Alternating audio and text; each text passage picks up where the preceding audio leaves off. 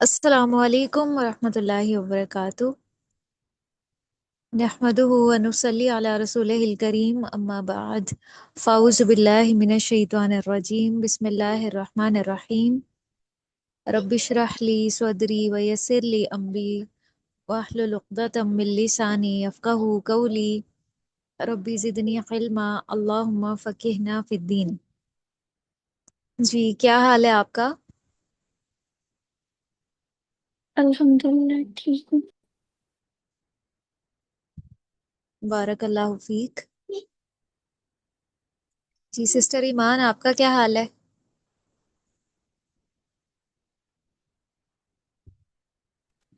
I'm fine as well, thank you. ماشاء اللہ۔ ہم حسن اخلاق بک پڑھے ہیں، اور اس میں ہمارا آج کا ٹاپک ہے الحیا۔ حیا کا مطلب ہوتا ہے شرم و حیا۔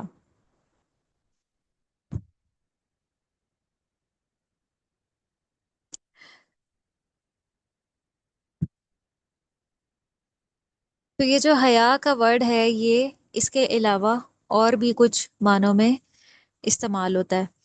یہ خوشگواری اور تر و تازگی کے لیے بھی یہ ورڈ استعمال ہوتا ہے، جس کی وجہ سے تعلقات کی بھلائی اور خوبی نصیب ہو۔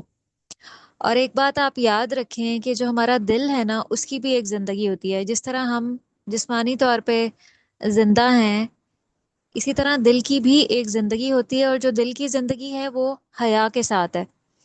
اگر دل میں حیا نہ ہو تو دل مردہ ہو جاتا ہے۔ حیا گویا دل کا جاگنا ہے، زندہ ہونا ہے۔ یعنی کہ زندگی کس کی زندگی ہے؟ دراصل دل کی زندگی ہے۔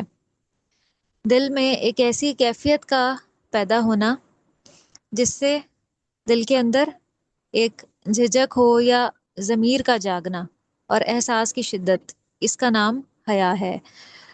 کس چیز کی جھجک؟ جو انسان کو برائی سے روک دے، جو اللہ کی نافرمانی سے روک دے۔ اور احساس کس چیز کا؟ اللہ سبحانہ و تعالیٰ کے احکامات کا بھی احساس، اور حقوق اللہ کا بھی احساس، اور حقوق العباد کا بھی۔ اور یہ احساس کہ اللہ سبحانہ و تعالیٰ ہمیں ہر وقت دیکھ رہے ہیں، ہماری جو بھی نقل و حرکت ہے، ہم اپنے پورے دن میں جو بھی اعمال کرتے ہیں، اس سب سے اللہ سبحانہ و تعالیٰ واقف۔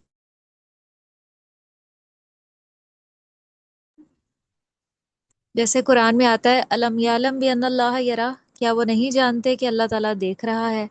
یعلم خائنۃ الاعین وما تخفی الصدور، اور وہ جانتا ہے نگاہوں کی خیانت کو بھی، اور جو دلوں میں پوشیدہ ہے، جو دل چھپائے ہوئے ہیں۔ تو گویا حیا دل کی زندگی ہے، دل کا وہ احساس جو انسان کو ہمیشہ چکنا رکھتا ہے، الرٹ رکھتا ہے، جو انسان کے لیے برائی سے ایک روک بن جاتا ہے۔ اب آپ مثال دیکھیے کہ اگر کوئی شخص مردہ ہو تو اس کو نہیں پتا ہوتا کہ اس کے پاس کیا ہو رہا ہے۔ اسی طرح اگر کوئی شخص سو رہا ہو تو اس کو بھی احساس نہیں ہوتا کہ اس کے آس پاس کیا ہو رہا ہے، اچھا ہو رہا ہے، برا ہو رہا ہے، کون کیا کر رہا ہے، سوتے ہوئے انسان کو نہیں پتا ہوتا۔ بالکل اسی طرح اگر کسی انسان کا دل مردہ ہو جائے، اس کا ضمیر مردہ ہو جائے، تو اس کا مطلب کیا ہے؟ کہ اس کا دل سویا ہوا ہے۔ تو ایسے انسان کو پھر اپنی غلطیاں نظر نہیں آتی، وہ اپنی غلطیوں کو نہیں دیکھ سکتا، وہ اپنی خرابیوں کو نہیں جان سکتا، وہ اچھے برے کی تمیز نہیں کر سکتا، اور برائی پر وہ خود کو روک نہیں سکتا۔ تو حیا کا معنی پھر کیا ہوا؟ یہ باخبر ہونے کا نام ہے۔ ام المؤمنین حضرت عائشہ رضی اللہ عنہ فرماتی ہیں کہ یہ جو حیا ہے نا، یہ اچھے اخلاق کا رأس ہے۔ رأس کہتے ہیں بالکل ٹاپ کا جو حصہ ہوتا ہے، اوپر کا حصہ۔ اگر حیا ہے انسان کے اندر تو اس کا احساس جاگتا ہے، جو اسے اچھے اور برے میں فرق سمجھاتا ہے، تو ہی انسان کے اندر حقیقی معنوں میں ایک اچھا اخلاق پیدا ہو سکتا ہے۔ نبی کریم صلی اللہ علیہ وسلم کے بارے میں آتا ہے، بخاری کی ایک روایت ہے کہ نبی کریم صلی اللہ علیہ وسلم کنواری دوشیزہ جو اپنے پردے میں ہوتی ہے، یعنی جو کنواری لڑکی ہوتی ہے، اس سے بھی بڑھ کر باحیا تھے نبی کریم صلی اللہ علیہ وسلم۔ اور آپ کے حیا کی مثال کیا ہے؟ وہ حدیث کا اگلا حصہ بتاتا ہے کہ جب آپ کسی ناپسندیدہ چیز کو دیکھتے یعنی کوئی برا فعل آپ کے سامنے ہوتا تو صحابہ کرام بتاتے ہیں کہ ہم آپ کے چہرے سے اندازہ کر لیتے تھے کہ آپ کو یہ بات پسند نہیں آئی. اور جتنا زیادہ کسی کے اندر دل میں حیا ہوتی ہے اتنا ہی زیادہ اس کا ایمان ہوتا ہے. ترمذی کی ایک حدیث ہے، اس میں نبی کریم صلی اللہ علیہ وسلم فرماتے ہیں کہ حیا جو ہے ایک اندر کی کیفیت ہے، خود کو خود پرکھنا، خود کو خود جانچنے کی کیفیت، اور اس میں گفتگو میں بھی عاجزی، اور حیا ایمان کی شاخوں میں سے ایک شاخ ہے. جبکہ بد کلامی، اجڑ پن، بہت زیادہ باتونی ہونا، یہ کیا ہے؟ منافقت کے شعبوں میں سے ایک درجہ ہے.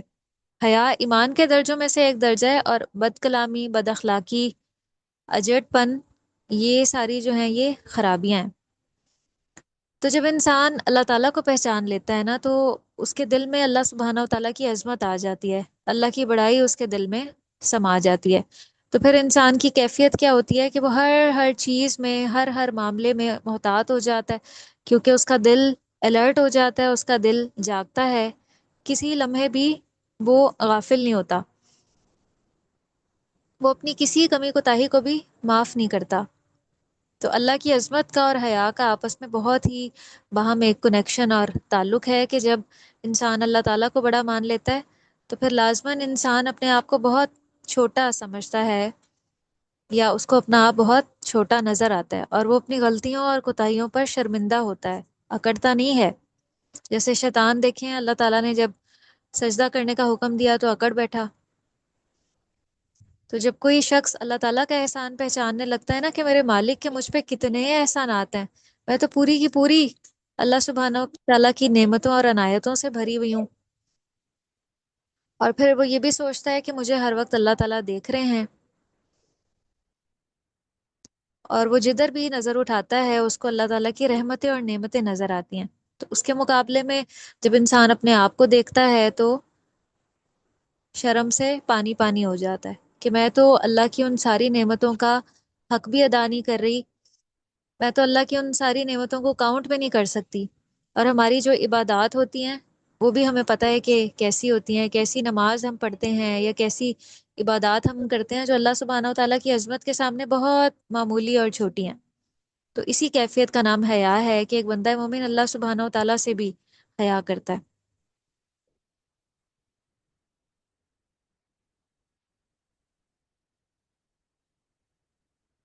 مثال کے طور پہ آپ دیکھیں کہ انسانوں میں سے جس انسان کا آپ کے اوپر کوئی احسان ہوتا ہے نا، جس نے آپ کے ساتھ اچھا کیا ہوا ہوتا ہے کسی بھی وقت، تو آپ اس انسان سے حیا کرتے ہیں، آپ اس کا ریگارڈ کرتے ہیں.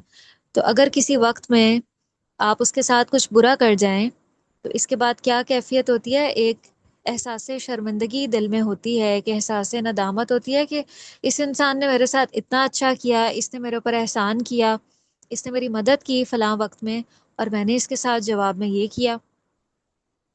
تو یہی جو ہے ایک بندہ مومن کا تعلق اپنے رب کے ساتھ ہوتا ہے کہ اللہ تعالیٰ نے میرے اوپر اتنے احسانات کیے کہ میرے پاس جتنی بھی نعمتیں ہیں وہ ساری میرے رب کی عطا کی ہوئی ہیں، اور میں کیا کر رہی ہوں؟ کیا میں اللہ کے احکامات کی پابندی کر رہی ہوں؟ تو جب انسان کا دل جاگ رہا ہوتا ہے نا تو وہ اس طرح سے سوچتا ہے، تب اس کو فرق نظر آنے لگتا ہے، اس کے دل میں اور اس کی نظر میں یہ فرق اس کو واضح ہو جاتا ہے. جبکہ جو مردہ دل والا انسان ہے اس کو یہ فرق نظر نہیں آتا. تو پھر جب انسان تنہائی میں بیٹھتا ہے، وہ اپنے گناہوں اور کمیوں کوتاہیوں کو دیکھتا ہے، پھر وہ اس پہ روتا ہے. اس کو جب بھی اپنی کوئی کمی نظر آتی ہے، کہیں کوئی کوتاہی ہو گئی، کوئی گناہ ہو گیا، کوئی کمی رہ گئی، تو پھر وہ بیٹھ کے اللہ کے سامنے روتا ہے تنہائی میں. اور اللہ تعالیٰ کو بندے کی یہ جو کیفیت ہے بہت زیادہ پسند آتی ہے، بندے کا نادم ہونا، اللہ کے سامنے عاجزی کرنا، اللہ کے سامنے گڑ گڑانا، توبہ کرنا، ندامت کے آنسو بہانا. اس سے دل کا تزکیہ ہوتا ہے، ہمارے دل کی صفائی ہوتی ہے. ہم نے کل بھی تزکیہ کے بارے میں پڑھا تھا. تزکیہ کیا ہوتا ہے جی انیزا؟ نفس کی پاکیزگی. نفس کی پاکیزگی، کہ ہم اپنے اندر سے بری عادات اور ہیبٹس کو نکال کے اچھی عادات اور ہیبٹس کو اپنے اندر پیدا کریں. اور اللہ کے نبی صلی اللہ علیہ وسلم نے آ کر مومنین کا تزکیہ کیا.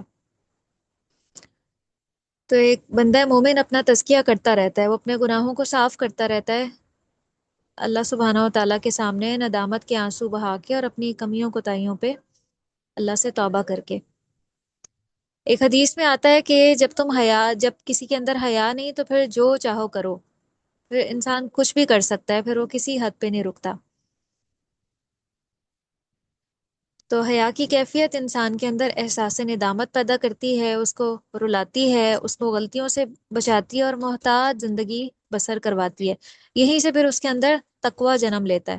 تقوی ہوتا ہے دل کی ایسی کیفیت جس میں بندہ اللہ کی نافرمانی کے کاموں سے بچتا ہے اور نیکی کے کاموں کی طرف گامزن ہو جاتا ہے، رخ کرتا ہے، اس کا نیکیوں میں دل لگتا ہے اور وہ گناہوں سے بچ کے اپنی زندگی گزارتا ہے۔ پھر آہستہ آہستہ بہت سی خرابیاں اور برائیاں انسان کے اندر سے ختم ہونا شروع ہو جاتی ہیں، اور آہستہ آہستہ بالکل ختم ہو جاتی ہیں۔ کیوں؟ کیونکہ اس کا دل زندہ ہو جاتا ہے۔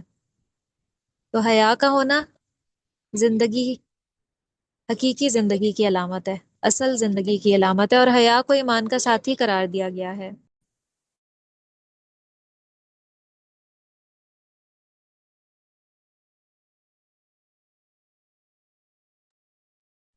اور اس کے مقابلے میں جب انسان کے دل میں حیا کم ہو جاتی ہے تو اس کا ایمان بھی کمزور ہو جاتا ہے، پھر اس کو اپنی کوتاہیاں اور کمیاں نظر نہیں آتی، اس پہ شرمندگی نہیں ہوتی، اپنی غلطیوں پہ ڈھیٹ پن پیدا ہوتا ہے، گناہوں پہ جرت پیدا ہوتی ہے، اکھڑ پن پیدا ہوتا ہے، پرواہ نہ ہونا، کسی غلطی پہ کوئی شرمندہ نہ ہونا، شرمسار نہ ہونا۔ لیکن جب دل جاگرا ہو تو پھر اچھا اور برا انسان کو نظر آتا ہے۔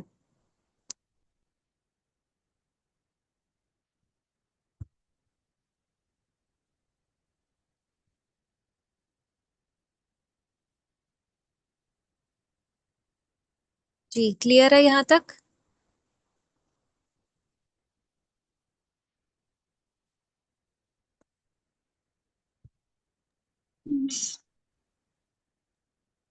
اچھا آپ دیکھیں کہ جب آپ صبح سویرے اٹھتے ہیں نا، اور صبح صبح اٹھ کے آپ اپنا کام شروع کر دیتے ہیں، صفائی شروع کر دیتے ہیں، تو صبح کے وقت میں کیا ہوا کام کس طرح کا ہوتا ہے؟ اس کی پرفیکشن کا کیا لیول ہوتا ہے بتائیں؟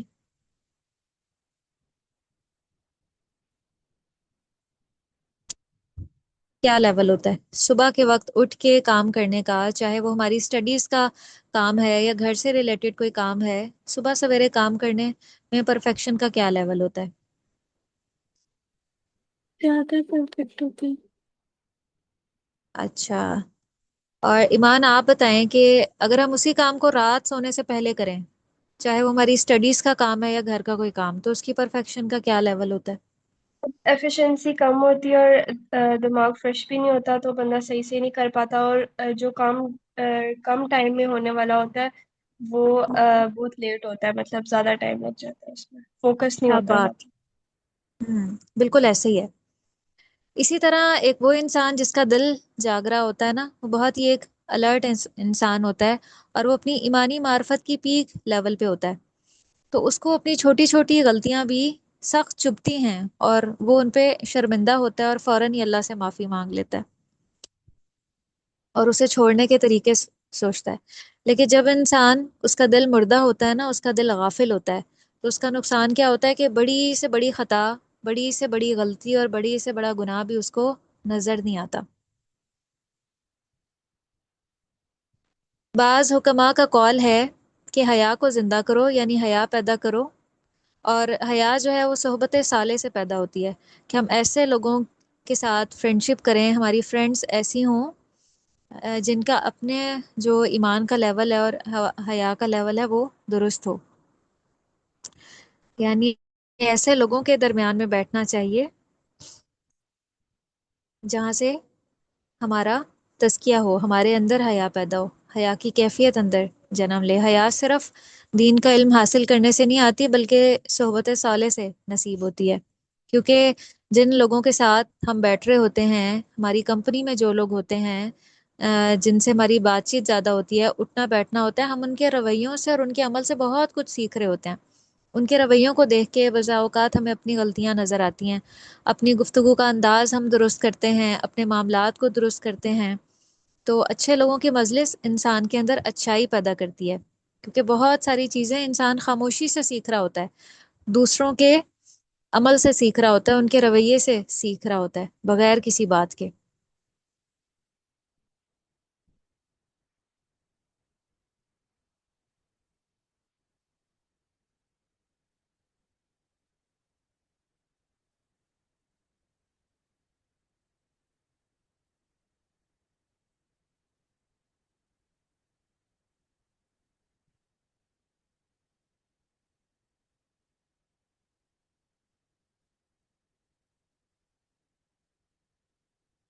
سیدنا انس رضی اللہ عنہ سے روایت ہے کہ نبی کریم صلی اللہ علیہ وسلم نے فرمایا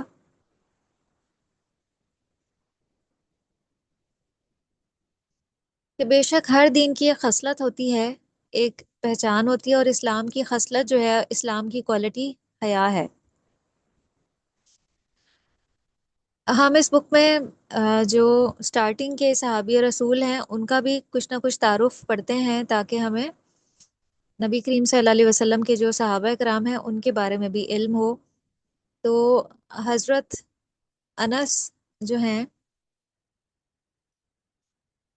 ان کے بارے میں ہم تھوڑا سا جانتے ہیں۔ انس بن مالک یہ بہت ہی مشہور شخصیت ہیں۔ ان کی کنیت ابو حمزہ تھی، اور ان کو خادم رسول صلی اللہ علیہ وسلم بھی کہا جاتا ہے، اور ان کا تعلق انصار کے معزز ترین خاندان بنو نجار سے تھا۔ ان کی والدہ کا نام ام سلیم تھا، اور انہوں نے مدینہ آنے سے پہلے ان کی والدہ نے اسلام قبول کر لیا تھا، اور ان کے جو شوہر تھے ان کے اسلام قبول کرنے پر بالکل راضی نہیں تھے، یعنی ان کے شوہر اس وقت کافر تھے۔ شوہر کا نام مالک تھا۔ وہ اس پہ بہت ناراض ہوئے، اور ناراض ہو کے گھر چھوڑ کے چلے گئے، اور ملک بھی چھوڑ دیا، شام میں جا بسے، اور وہیں پہ ان کا انتقال ہو گیا۔ اب پیچھے سے حضرت انس پیدا ہوئے، تو آپ ذرا اندازہ لگائیں کہ اس وقت ام سلیم کی کیا کیفیت ہوگی کہ ان کے شوہر نے اسلام قبول کرنے پر گھر چھوڑ کے چلے گئے، اور پھر بھی وہ دیکھیں کہ اپنے اسلام پہ قائم رہیں۔ انہوں نے یہ نہیں کہا کہ واپس آ جاؤ میں اسلام چھوڑتی ہوں، ایسا نہیں کیا انہوں نے۔ تو صحابہ کرام نے اپنے دین کو بچانے کے لیے، اپنے ایمان اور اسلام کو بچانے کے لیے اسی طرح کی بہت بڑی بڑی قربانیاں دی ہیں، تو انہوں نے اپنے دین جی دی۔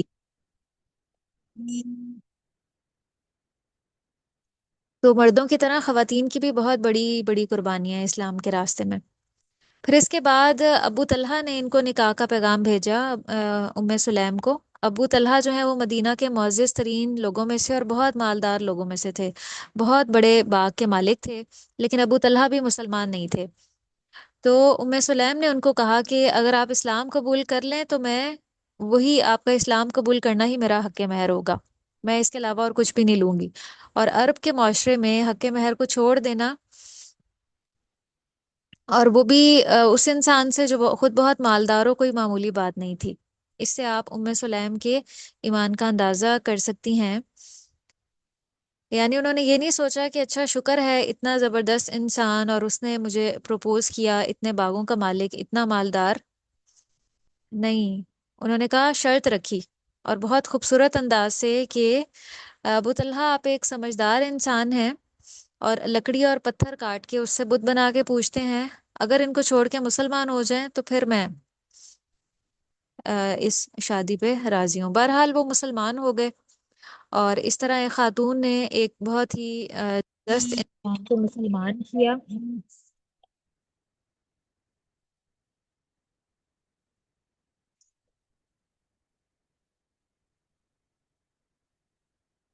اور ہم نے جب چوتھا پارا سٹارٹ کیا تھا تو اس میں ایک آیت گزری تھی بالکل سٹارٹنگ کی، لن تنالوا البر حتی تنفقوا مما تحبون، کہ تم نیکی اور تقوی کے پیک لیول تک نہیں پہنچ سکتے جب تک تم وہ اللہ کے راستے میں خرچ نہ کرو جسے تم سب سے زیادہ محبوب رکھتے ہو۔ تو ابو طلحہ کو اپنا جو باغ سب سے زیادہ محبوب تھا، انہوں نے وہ اسی وقت نبی کریم صلی اللہ علیہ وسلم سے کہا کہ میں اس کو اللہ کے راستے میں وقف کرنا چاہتا ہوں، اور وہ بھی انہوں نے ظاہر ہے اپنی بیوی سے مشورہ کر کے، ام سلیم سے، اور ان کی رضامندی کے ساتھ ہی اللہ کے راستے میں دیا ہوگا۔ تو حضرت انس جب 10 سال کے تھے उम्मे सुलैम उनको नबी करीम सल्लल्लाहु अलैहि वसल्लम के पास लेकर आती हैं और कहती हैं कि ए अल्लाह के रसूल, मेरा ये बेटा आपकी खिदमत करेगा और ये लिखना भी जानता है। उस जमाने में लिखना जो है एक बहुत बड़ी खूबी शुमार होती थी। तो इससे आप अंदाजा लगाएं कि ये कितनी समझदार खातून थी कि जिन्होंने अपनी औलाद की तालीम पर भी तवज्जो दी। बहरहाल हजरत अनस नबी करीम सल्लल्लाहु अलैहि वसल्लम के खादिम हुए। फजर की नमाज से पहले आपकी खिदमत में हाजिर होते और दोपहर तक साथ रहते थे। जोहर की नमाज के बाद घर जाते, फिर असर के बाद वापस आ जाते। तकरीबन 10 साल तक नबी करीम सल्लल्लाहु अलैहि वसल्लम जिंदा रहे और हजरत अनस आपकी खिदमत करते रहे।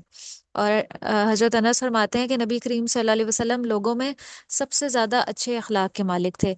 एक दिन आपने मुझे काम पर जाने को कहा तो मैंने कहा कि अल्लाह की कसम मैं नहीं जाऊंगा, क्योंकि बहुत छोटे थे। लेकिन दिल में उन्होंने सोचा कि अच्छा मैं चला जाऊंगा, तो थोड़ी देर बाद चले गए। और कहते हैं कि रास्ते में कुछ बच्चे मिल गए और मैं उनके साथ खेलना शुरू हो गया। तो नबी करीम सल्लल्लाहु अलैहि वसल्लम थोड़ी देर के बाद आए, मुझे मिले, तो मैं खेल रहा था। तो आपने पूछा कि वो काम किया है, अचानक से पीछे से आके, और आप सल्लल्लाहु अलैहि वसल्लम हंस रहे थे और उनैस कह के आपको पुकारा, यानी बहुत प्यार के साथ। ये अनस की तस्वीर है। तो हजरत अनस फरमाने लगे कि नहीं, मैंने अभी नहीं किया, मैं अभी जाकर करता हूँ।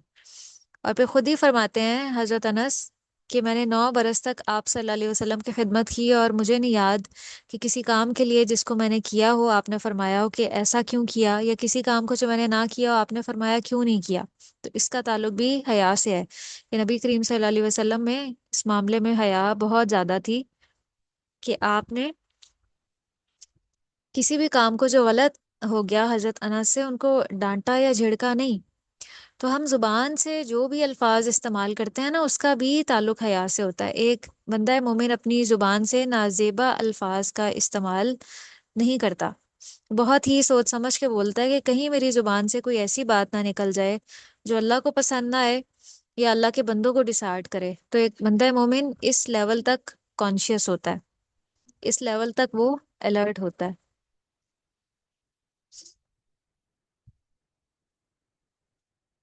फिर हजरत अनस के बारे में आता है कि एक बार नबी करीम सल्लल्लाहु अलैहि वसल्लम ने इन्हें किसी काम से भेजा।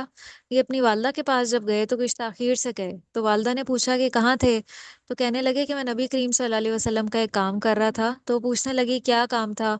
तो कहने लगे मैं आपको नहीं बता सकता, वो आप सल्लल्लाहु अलैहि वसल्लम का। अच्छा, उनकी वालदा ने उनको फोर्स नहीं किया कि मैं तुम्हारी माँ हूँ मुझे तो बता दो, बल्कि कहने लगी कि अगर वो नबी करीम सल्लल्लाहु अलैहि वसल्लम का राज है और आपने मना किया है किसी और को बताने से, तो किसी को भी वो राज मत बताना। और हजरत अनस ने जिंदगी भर वो राज किसी और को नहीं बताया।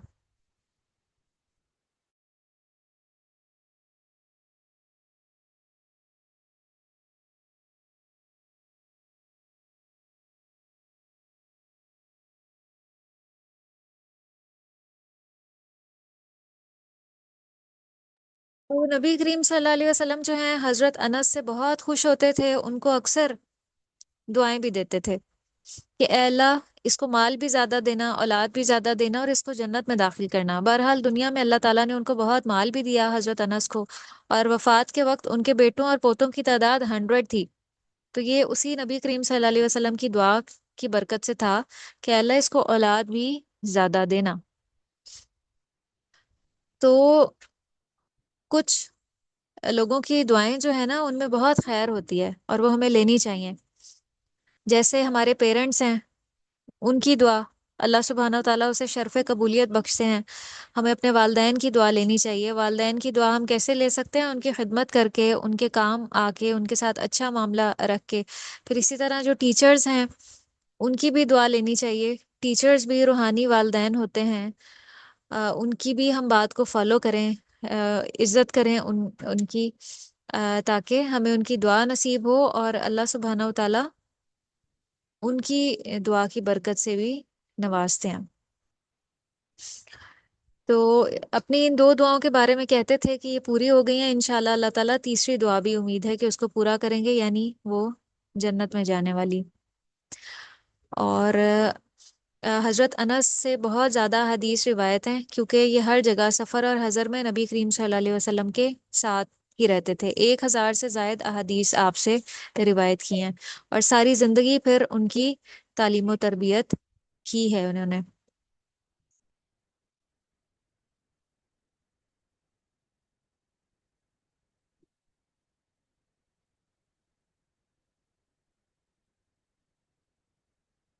پھر حضرت انس کی ایک روایت ہے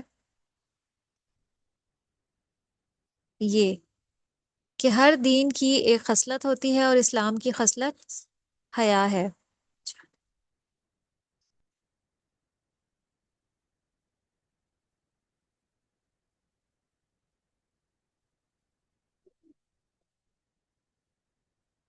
پھر اس کے بعد حضرت ابو ہریرہ رضی اللہ عنہ کی حدیث ہے،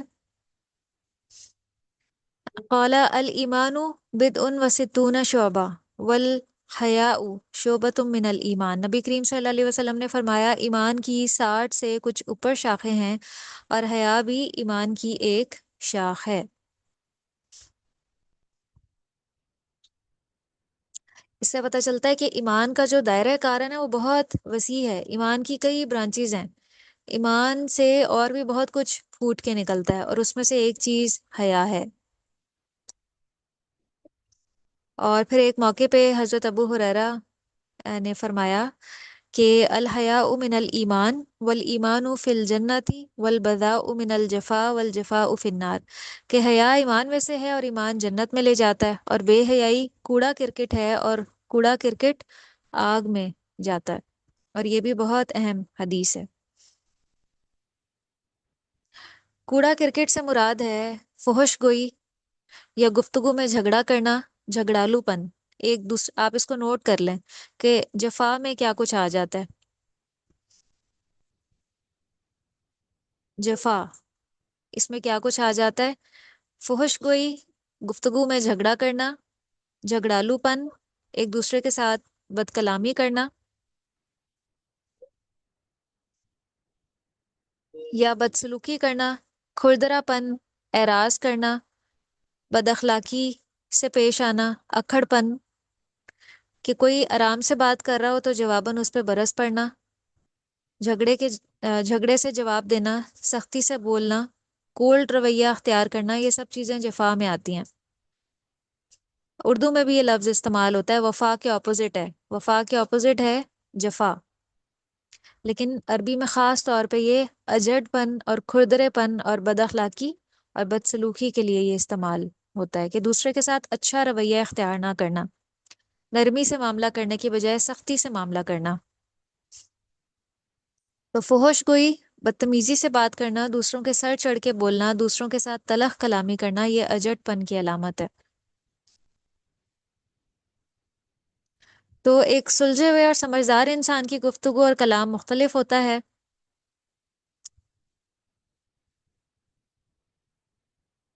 اور ایک جو جفا رکھنے والا انسان ہے اس کی گفتگو میں بہت ہی سختی، تلخی، تیزی پائی جاتی ہے، کھردرا پن اور بد اخلاقی۔ تو اس کو حدیث اور نبی کریم صلی اللہ علیہ وسلم کوڑا کرکٹ کہہ رہے ہیں۔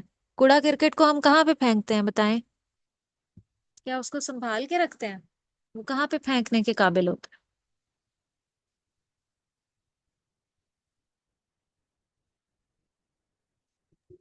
ڈسٹ جی، بن۔ جی، آپ آپ بتائیں ایمان، کوڑا کرکٹ کی کیا جگہ ہے؟ ہم یا اسے جلا دیتے ہیں یا اسے ڈسٹ بن میں پھینک دیتے ہیں۔ شاباش، اسے ہم جلا دیتے ہیں کیونکہ وہ ہمارے کسی کام کا نہیں ہوتا، ورتھ لیس ہوتا ہے۔ تو نامناسب الفاظ کا استعمال جو دوسروں کو تکلیف دیں، مثلاً تانے دینا، کسی پہ ہر وقت طنز کرتے رہنا، چیخ چلا کے بولنا، بڑبڑانا، یہ بھی دوسروں کے لیے ایک تکلیف دہ رویہ ہے۔ کسی کی بے عزتی کرنا، جھلائے ہوئے انداز میں بات کرنا، کندھے جھٹکنا، ہاتھ جھٹکنا، پاؤں مارنا، یہ ساری چیزیں اجڑ پن کی علامت ہیں۔ اور ہم نے قرآن میں عباد الرحمن کے بارے میں ہم پڑھیں گے، ان کی سب سے بڑی کوالٹی یہ ہے کہ وہ زمین پر بہت عاجزی کے ساتھ چلتے ہیں۔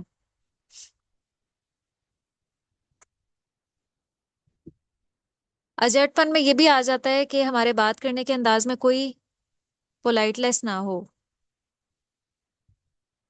ٹون کے ساتھ، کراؤڈ ٹون کے ساتھ بات کرنا۔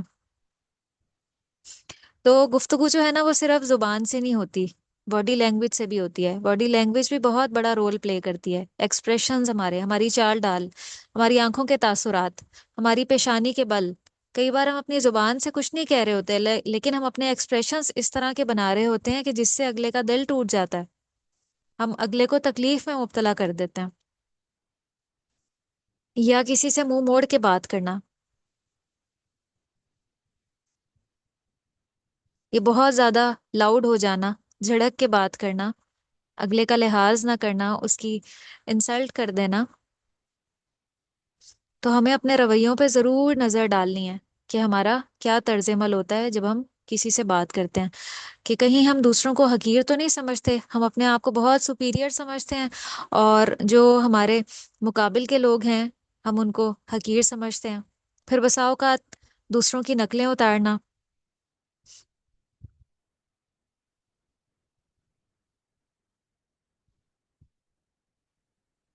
تو جنت اللہ تعالیٰ نے اس کے لیے بھی کچھ لوگوں کو سلیکٹ کیا ہے، اور اللہ سبحانہ و تعالیٰ کی سلیکشن بہت زبردست ہے. اندر باہر سے کنگال کے پوری طرح جائزہ لے کے، جیسے دنیا میں کسی انسان کو کسی اسپیسیفک بڑی پوسٹ پہ رکھنا ہو نا، تو اس کے لیے جب انٹرویو لیا جاتا ہے اور ٹیسٹ لیا جاتا ہے تو اس کا کرائٹیریا بہت سخت ہوتا ہے. کوئی میڈیکل ٹیسٹ ہو، اس کے علاوہ کوئی اور ٹیسٹ ہو، تو بڑا ہی ایک سخت کرائٹیریا ہوتا ہے. تو کیا اللہ سبحانہ و تعالیٰ کی جو اتنی حسین و جمیل جنت ہے، اس میں اللہ تعالیٰ ایسے ہی سب کے لیے دروازہ کھول دیں گے کہ جس کا دل کرے اس میں داخل ہو جائے؟ جتنی وہ حسین و جمیل جنت ہے نا، اس کے لیے اللہ تعالیٰ اتنے ہی حسین و جمیل لوگوں کا انتخاب کریں گے. تو وہ حسین و جمیل لوگوں سے کیا مراد ہے؟ وہ ظاہری طور پہ بہت خوبصورت ہوں گے، ہر وقت وہ اپنی ڈریسنگ کا، اپنے میک اپ کا اور اپنے فیس کا، اپنے ظاہری گیٹ اپ کا بہت زیادہ دھیان رکھتے ہوں گے.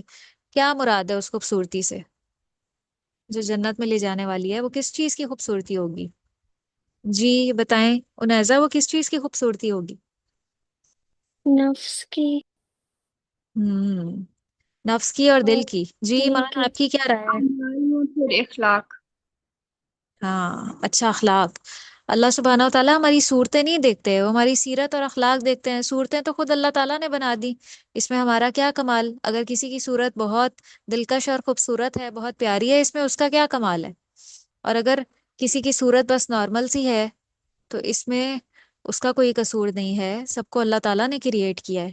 اللہ تعالیٰ کا جیسے دل کیا، اللہ تعالیٰ نے بناوٹ بنا دی. تو کمال سیرت اور اخلاق میں ہے. اس میں جا کے ہر انسان چوز کر سکتا ہے اور دیکھ سکتا ہے کہ وہ کیا لیول گین کرنا چاہتا ہے. تو ہم اپنے حال حلیے کی اصلاح تو بہت زیادہ کرتے ہیں، اپنے آپ کو بہتر سے بہتر بنانے کی کوشش کرتے ہیں، لیکن اللہ تعالیٰ نے جنت کے چناؤ کے لیے جو ہمیں لسٹ دے رکھی ہے نا، اور جو چیزیں ہم سے ریکوائرڈ ہیں، وہ بھی سب اسی طرح سے ریکارڈ ہو رہی ہیں. اور اللہ تعالیٰ کو ہر انسان کا اسوہ حسنہ بھی دکھا بھی دیا جائے گا اور بتا بھی دیا جائے گا. تو اگر ہم اس اسوہ حسنہ کے مطابق ہوئے جو نبی کریم صلی اللہ علیہ وسلم کا تھا، جو اللہ کو ریکوائرڈ تھا، پھر ہی جنت میں داخل ہوں گے. اور اگر کوئی کمی کوتاہی رہ بھی گئی اس سب کے باوجود، کیونکہ ہم انسان ہیں، ہم فرشتے نہیں ہیں کہ ہم سے غلطی نہ ہو. حضرت آدم علیہ السلام سے بھی غلطی ہو گئی تھی، لیکن انہوں نے فوراً ہی اس غلطی کو مان لیا، نادم ہوئے، شرمندہ ہوئے، اللہ سے دعا کی، اللہ تعالیٰ نے ان کی غلطی معاف کر دی. تو اسی طرح ہم سے بھی خطائیں ہوں گی، کمیاں ہوں گی. یہ جو اوپر کمیوں کا ذکر ہوا یہ ہو جائیں گی ہم سے، لیکن ہم نے دائمی طور پہ ان کو اپنے اندر نہیں سیو کر لینا کہ ہمارا مستقل ہی وہ رویہ بن جائے. اگر کبھی ہم سے کوئی ایسی کمی کوتاہی ہو جائے، فوراً ہم نے اپنے آپ کو دوبارہ سے درست کر لینا ہے. اسی کو تزکیہ کہتے ہیں، کہ اگر ہمارے اندر کوئی بیڈ چیز آ رہی ہے تو ہم فوراً اپنا محاسبہ کریں اور اس کو اپنے اندر سے نکال دیں. ایک بندہ مومن کا یہی تمام زندگی طرز عمل ہوتا ہے، اور اسی کا نام حیا ہے، اسی کا نام احساس ہے.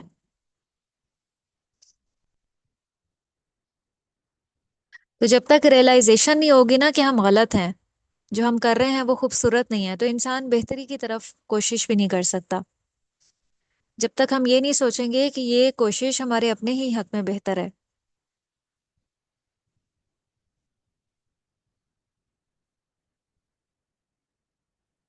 تو حیا والے، ایمان والے جنت میں ہوں گے، اور بے حیائی کوڑا کرکٹ ہے، اور کوڑا کوڑا کرکٹ آگ میں جاتا ہے.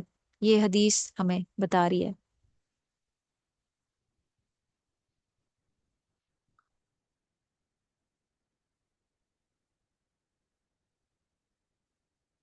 اس طرح کوڑا کرکٹ کی کوئی حیثیت نہیں ہوتی، اس کو ہم جلا دیتے ہیں، آگ کی نظر کر دیتے ہیں۔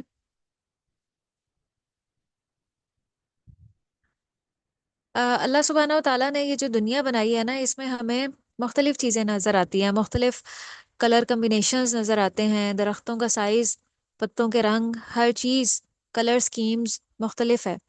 پرندوں کے کلرز آپ دیکھ لیں تو اس سے پتہ چلتا ہے کہ اللہ سبحانہ و تعالیٰ جمیل ہے۔ جمیل کہتے ہیں خوبصورت ہونے کو، اور جو خوبصورتی کو پسند کرے۔ اللہ تعالیٰ کو خوبصورتی پسند ہے، اسی خوبصورتی کا اللہ تعالیٰ نے انسانوں میں بھی تقاضا کیا ہے کہ وہ اپنے اخلاق کو خوبصورت بنائیں۔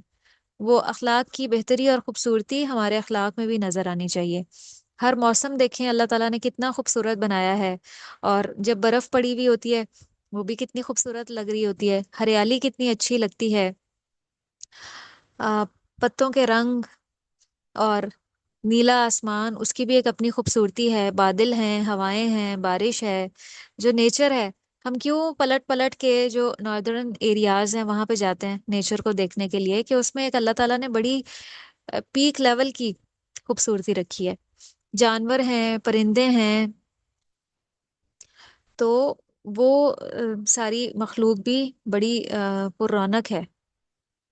تو دنیا میں یہ حال ہے، تو اللہ کی جنت جس کی اللہ نے خود تعریف کی ہے کہ اللہ کی جو جنت ہے، انسانی ذہن اور انسانی نگاہیں آج اس کے بارے میں سوچ بھی نہیں سکتی کہ وہ کس لیول کی اور کتنی زبردست ہے۔ تو اس کو حاصل کرنے کے لیے خوبصورت رویوں اور خوبصورت اخلاق کی ضرورت ہے، خوبصورت معاملات کی ضرورت ہے، اس کے لیے ہمیں اپنے آپ کو دیکھنے کی ضرورت ہے۔ اور ہم بہترین نمونہ ہمارے لیے نبی کریم صلی اللہ علیہ وسلم کی ذات ہے کہ ہم آپ کے اسوہ حسنہ کو فالو کریں۔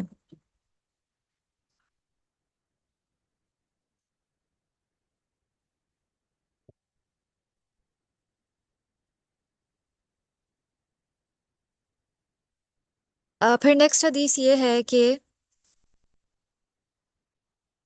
بس نیکسٹ 2 احادیث ہم کریں گے اور باقی ہم کل اس ٹاپک کو کمپلیٹ کریں گے۔ ان رسول اللہ صلی اللہ علیہ وسلم مر علی رجل من الانصار وهو يعيذ اخاه في الحياء فقال رسول الله صلی اللہ علیہ وسلم دعه فإن الحياء من الایمان۔ ایک دفعہ نبی کریم صلی اللہ علیہ وسلم ایک انصاری شخص کے پاس سے گزرے، اس حال میں کہ وہ اپنے بھائی کو حیا کے بارے میں واز کر رہا تھا، نصیحت کر رہا تھا۔ یعنی یہ انصاری شخص دنیاوی لحاظ سے بہت بڑا کاروباری تھا، اور اس کا جو بھائی ہے وہ بہت حیا رکھتا تھا، یعنی دین کو فالو کرنے والا تھا اور اپنے اخلاق کو سنوارنے والا، تو وہ اس کو حیا کے بارے میں کچھ نصیحت کر رہا تھا کہ تم بہت زیادہ حیا نہ کیا کرو۔ تو آپ صلی اللہ علیہ وسلم نے اس انصاری سے فرمایا کہ اس کو اس کے حال پہ رہنے دو، کیونکہ حیا بھی ایمان ہی کا حصہ ہے۔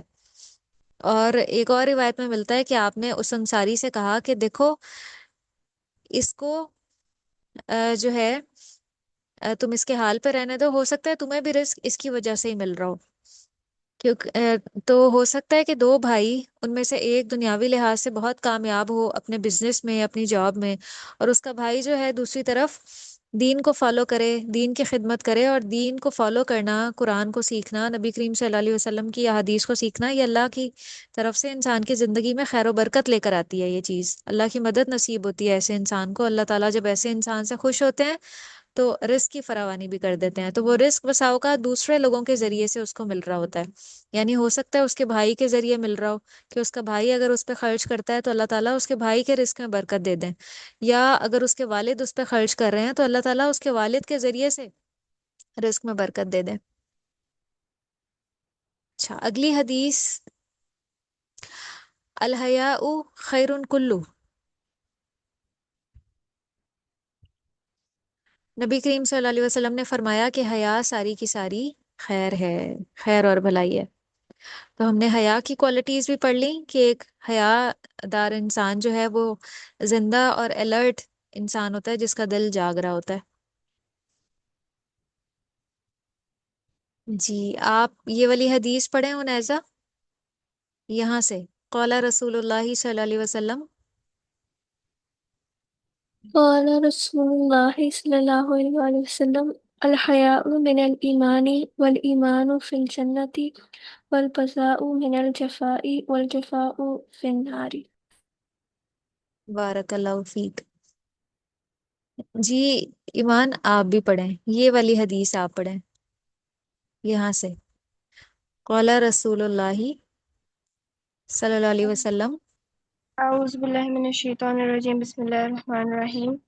قال رسول اللہ صلی اللہ علیہ وآلہ وسلم لکل دین خلقا وخلق اسلام الحیاء. جب ہم آخر سے پڑھیں گے نا تو ہم میم کو لام سے ملا دیں گے. وخلق الاسلام الحیاء، اور اسلام کی جو خوبی ہے وہ حیا ہے. بارک اللہ فیک. تو آپ دونوں کوئی نہ کوئی بات شیئر کریں کہ آج کے اس لیکچر میں کوئی عمل کی بات آپ کو اچھی لگی ہو یا آپ نے اپنے عمل کے لیے چوز کی ہو. جی ایمان آپ بتائیں پہلے.